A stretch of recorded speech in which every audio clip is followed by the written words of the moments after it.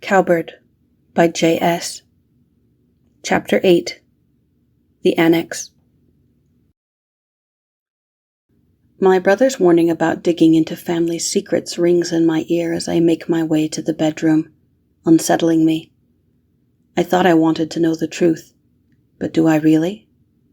Even if it means discovering things about my family I'd have been happier not knowing?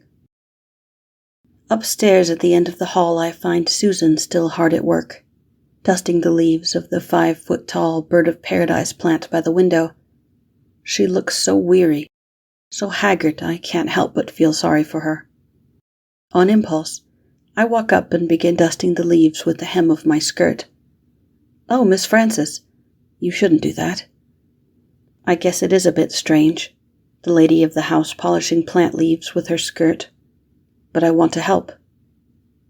Trying not to think of how awkward I look, I ignore her protests.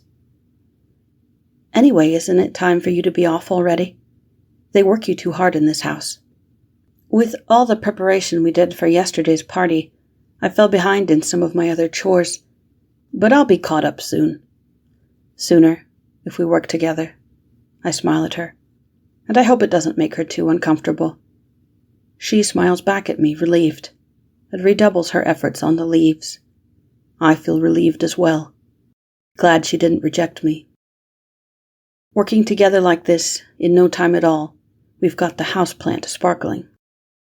"There," I say, dropping my dusty skirt. "Now you can finally get some rest.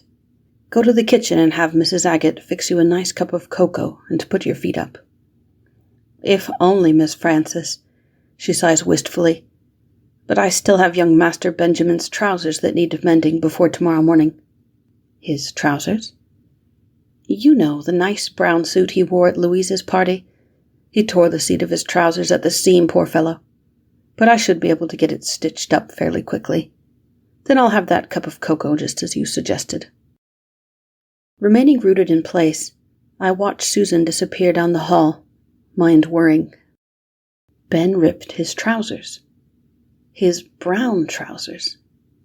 But wasn't he wearing his blue suit at the party yesterday? No, I recall. Not in the beginning. I remember now. He was in his brown suit when he confronted Jackson.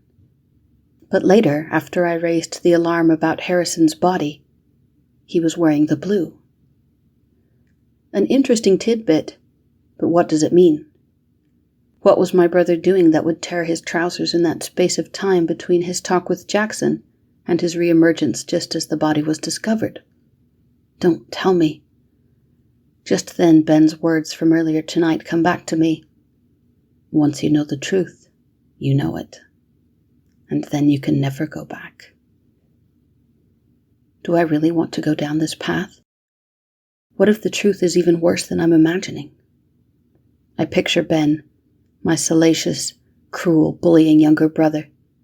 I picture Harrison's body lying in the dirt, his poor head shattered. One of just a handful of people that ever showed me kindness and made me feel I was worth something. Like I was more than just a cowbird. Father is content to sweep the whole incident under the rug, but I don't think I can live like that. I have to know the truth. I must bring Harrison's killer to justice, no matter what dark family secrets I must unearth along the way. I won't be satisfied until I do. I turn and stride quickly to my room, but I do not stay. I put on my coat and head back out into the hall and down the stairs. Father stops me at the foot of the stairwell. "Where are you going this time of night?" "To the Annex." He lets me go without another word. This is something I've done since I was a small child, gone out to the Annex to practice piano on my own at all hours of the night. The family, Mother especially, can't stand the sound of me practicing, so I do all my musical exercises in the Annex building on the other side of the estate, whenever I feel like it. It's a dark, lonely sort of place, isolated in a small cluster of trees. I let myself inside with a key.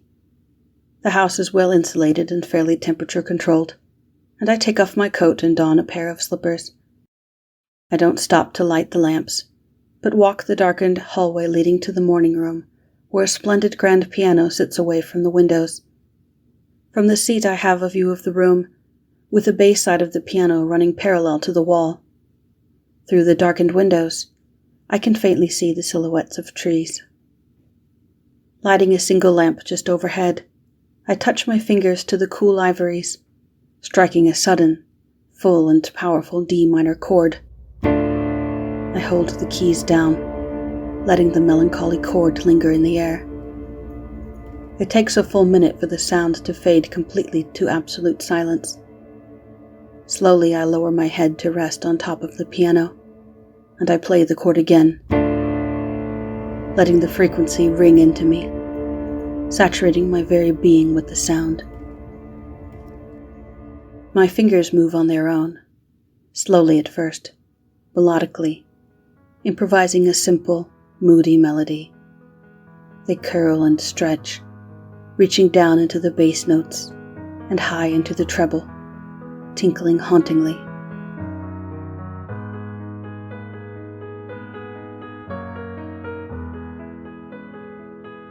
My mind wanders as I play, going over the events of the evening. I consider the meal with my family, the clue I got from Susan. Slowly, though, as my song gains in tempo and complexity, everything jumbled in my thoughts begins to fade, overtaken by the melody. This song of my soul. I lose myself. Hours pass and I bathe myself in the music. Dark, dramatic, furious.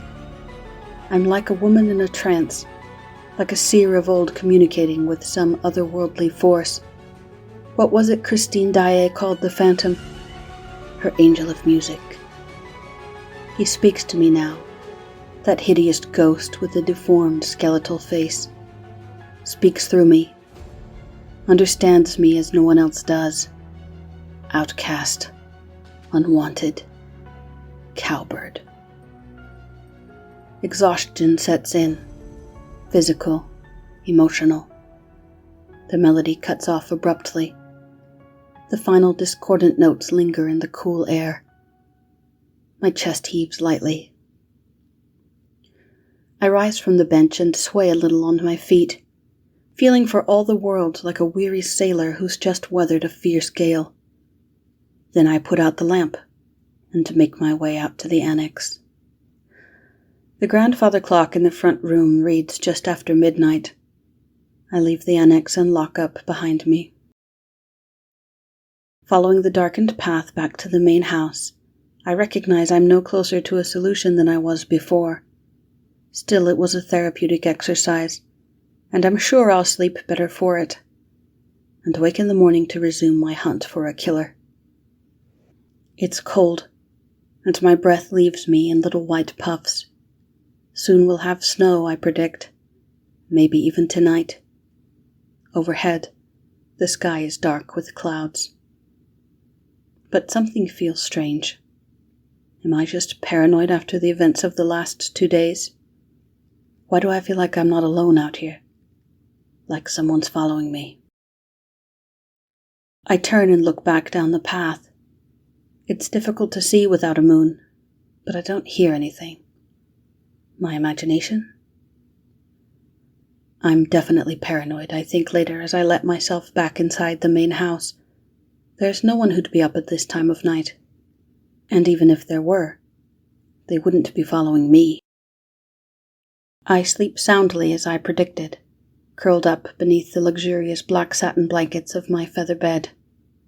In the morning, rather than snow, I wake to a chilly rain. The gloom puts me immediately at ease, and I open my curtains and even the window wide to get the atmosphere's full effect. On a day like today, I'd like nothing more than to curl up with dusty books on Egyptology or a favorite Gothic romance novel. Wuthering Heights springs to mind, and The Woman in White. But of course I can't do that. I have sleuthing to do. After a shower and a quick breakfast of toast with marmalade and a cup of tea, I give Spencer orders to have the car brought around to drive me to the Porter Chocolates factory. Donning my raincoat and boots, I wait by the window.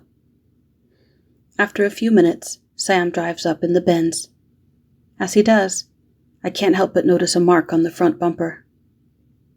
"Good morning, Miss Porter." He greets me with a wide umbrella. He helps me get situated in the car, then comes around to the front seat. "Lovely weather," he remarks as we start down the driveway. I can't tell whether or not he's being sarcastic, but I agree with him enthusiastically. "Yes, it is. Perhaps we'll have a lightning show later." "Fine, so long as we're not caught out in it." "Yes," I muse. "We might be struck by lightning and killed like poor Abigail's grandfather." "That really happen?" He glances in the rearview mirror. "I'm afraid so. It was quite the shock." Sam lets out a faint but irrepressible snort, and I feel a little vindicated to see he got the joke. I titter faintly, and he glances at me in the mirror again, eyes sparkling playfully. I sober a little to see it, and turn my attention quickly out the window. "Sam, earlier I noticed a scuff on the front bumper." "Not sure where that came from. Tried to buff it out, but this was the best I could manage. You're not embarrassed, are you? Should we have taken the Ford after all?" "No, I don't mind. And don't worry about it. I expect Father will want to buy a new car soon anyway. He never keeps them long." We drive in silence after that, winding our way on muddy roads through the hilly, Rutonian countryside till at last we reach my grandfather's factory. Stanley Porter got his start right here in a tiny little sweets shop, only to tear it down later and build his factory from the ground up. Today Porter Chocolates is its own empire, with another factory in northern Rutonia, 2 in the States, and the latest one opened in Switzerland just last year. I look on my grandfather's legacy with pride, grateful to reap the benefits of all he built over the course of his long, prosperous life. It feels nostalgic walking through the front doors. I haven't been to the factory since before he passed away. Things are different than I remember them, I think, as I view the dreary-looking workers. This place, it used to be so much more lively, noisy, with people running here and there, laughing, eager. Now I see only a handful of gray-faced workers, with several of the machines sitting quiet. Upstairs I run into Miss Appletree standing behind her desk in a pristine white blouse and gray suit dress. She's speaking hastily to a tall, scrawny man in an ill-fitted suit. "Yes, I realize it's the 3rd time Mr. Baumgartner's called. I took down the messages. Tell him Mr. Porter will call him back shortly. I don't care if he swears at you. Grow a backbone, will you, Wilkerson? Yes, just leave the marketing director resumes on my desk." "Marketing director?" I step up to her as the other fellow scurries away. "I thought Father hired a new marketing director 2 months ago." Edith gives me a sharp look. "And another one, 6 months before that." She lays the file she's holding over the stack of resumes and shows me a tight smile. "I'm not used to seeing you here, Miss Porter. May I ask the reason for your visit?" "Actually, I was hoping to see a list of Father's investors." "What on earth for?" "My reasons are personal, Miss Appletree." "Well, I'm sorry, but I can't allow it. Not without your father's permission." "But Father won't give me permission. He expressly told me not to investigate Harrison's murder, and that's exactly what I'm attempting to do." "Could you at least tell me whether or not Harrison Squire is on that list? Did he ever invest any money into Porter Chocolates?" "Harrison Squire? The man you claimed was murdered the other day?" "That's right." Edith considers me very coldly, weighing her answer. Then at last she speaks. "I suppose there's no harm in telling you. Squire was not one of our investors." "Was he involved in Porter Chocolates in any way?" "Not according to my knowledge, no. But I think he often brought Father a good deal of money." "I don't know anything about that. Is that all, Miss Porter? If you don't mind, I have a considerable amount of work to do." "Yes, thank you. Oh, suppose it's no use asking you not to tell Father I came by. Edith's cold stare is all the answer I need. I expect I'll be in for a scolding later, I think, as I make my way back outside to the waiting car. Learn anything, Miss Porter? I answer, staring out the rain-streaked window. I tell him a little of the conversation I overheard last night between Louise and my father, and of my conversation with Edith. Either his secretary's lying, or the money Harrison brought for Father was a private transaction. Or Louise was mistaken, and he never brought any money to begin with, Sam suggests. Then why did he come twice a year on the same date? No, I'm sure he must have been carrying money. A payoff of some kind, perhaps. Was Father blackmailing Harrison? If he was, that might explain the sniper rifle. It might. I return home and go immediately to my notes, writing down all I've learned. Father gets a phone call from Edith about my visit, and I endure a scolding. He tells me not to bring up Harrison Squire again, and I give him the answers he wants to hear in spite of having no intention of keeping my promise. Later that evening, the rain clears up, and I make my way back out to the Annex. I don't play as I did last night, with wild, melancholic abandon. Instead, I play the works of some of the great masters: Beethoven, Chopin, Schubert, Liadov. A good exercise of over an hour and a half, it takes the tension from my shoulders and some of the cloudiness from my thoughts. Satisfied, I leave the Annex and lock up behind me. There's no warning. One moment, I'm focused on my keys. The next, something locks around my neck. I scream with surprise. At least I try to. But the sound is choked. I'm being strangled. I struggle against my assailant, try to kick him, elbow him in the gut. But he's too powerful for me. Panic floods me. I'll be killed! Suddenly, the man holding me exclaims in a foreign language. His hold on my neck falls, and I lunge away from him, fighting for air.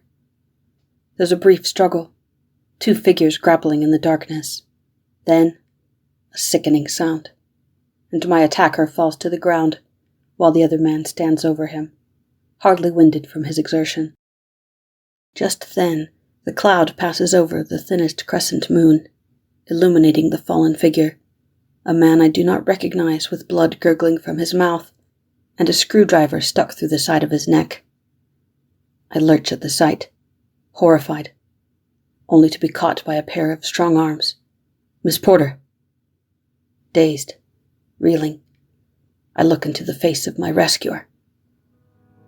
Sam?